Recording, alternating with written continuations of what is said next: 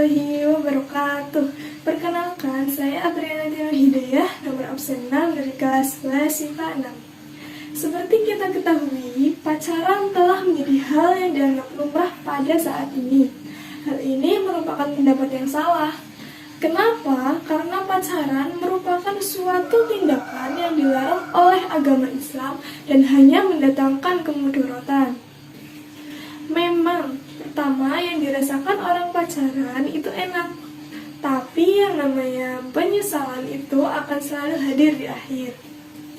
Mungkin ada yang berpendapat bahwa pacaran itu sebagai penyemangat, tempat berbagi cerita, mencari status, atau lain sebagainya. Terus ada lagi yang bilang bahwa kami saling mencintai itu karena Allah dan yakin tidak akan sampai melakukan hal yang namanya zina. Kami hanya berhubungan lewat SMS saja, tidak pernah saling bertemu atau saling menyentuh. Nah teman-teman, yang namanya hubungan pacaran itu saja sudah dekat dengan yang namanya zina.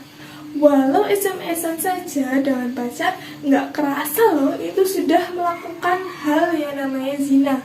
Ngebayangin sesuatu tentang orang yang kita suka aja itu sudah termasuk dari zina. Apalagi yang sudah bergandengan tangan, pelukan, ciuman, atau lebih dari itu. Ya mungkin itu masih hal sepele atau sedikit, tapi lama-lama jadi bukit. Mungkin pertamanya SMS-an aja, tapi nanti kelama-kelamaan pasti ingin ketemuan. Gak bisa dipungkiri saat ketemuan saling ngobrol. Lama-kelamaan ngobrol pasti ingin pegangan tangan, lalu pelukan, terus sampai terjadilah hal-hal yang sangat tidak diinginkan. Maka atas dasar inilah Allah SWT melarang kita mendekati zina, karena Allah tidak mengharamkan suatu hal jika hal itu tidak buruk bagi kita. Sebagaimana firman Allah SWT dalam surat Al-Isra ayat 32. Wabillahi minasyaitonirrajim. Bismillahirrahmanirrahim. Wala taqrabuz zina innahu kana fahisyatan wa sa'a sabila. Artinya, dan janganlah kamu mendekati zina. Sesungguhnya zina itu adalah suatu perbuatan yang keji dan suatu jalan yang buruk. Nah, zina itu banyak macamnya loh teman-teman. Nah, contohnya yang pertama yaitu zina mata. Yaitu misalkan saat kita melihat aurat dari orang lain yang bukan muhrim. Lalu yang kedua zina mulut atau zina lisan, yaitu mengucapkan kata-kata kotor atau kata-kata mesum. Yang kedua zina tangan, yaitu misalnya menyentuh bagian terlarang dari lawan jenis atau meraba-raba diri sendiri karena syahwat. Yang keempat zina telinga, yaitu misal mendengarkan sesuatu yang membangkitkan syahwat. Lalu yang kelima yaitu zina pikiran, yaitu berimajinasi dengan hal-hal kotor.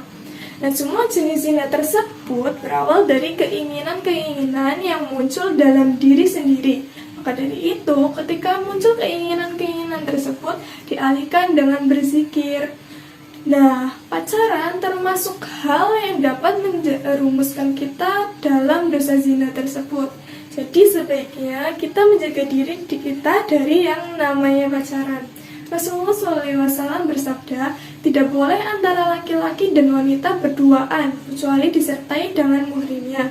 Dan seorang wanita tidak boleh berpergian, kecuali ditemani oleh mahramnya. Hadis riwayat Muslim. Oleh karena itu, mari kita jauhi yang namanya pacaran, karena hal itu bisa berdampak buruk bagi kita semua. Sekian yang dapat saya sampaikan. Mohon maaf apabila ada kekurangan dan kesalahan. Terima kasih. Wassalamualaikum warahmatullahi wabarakatuh.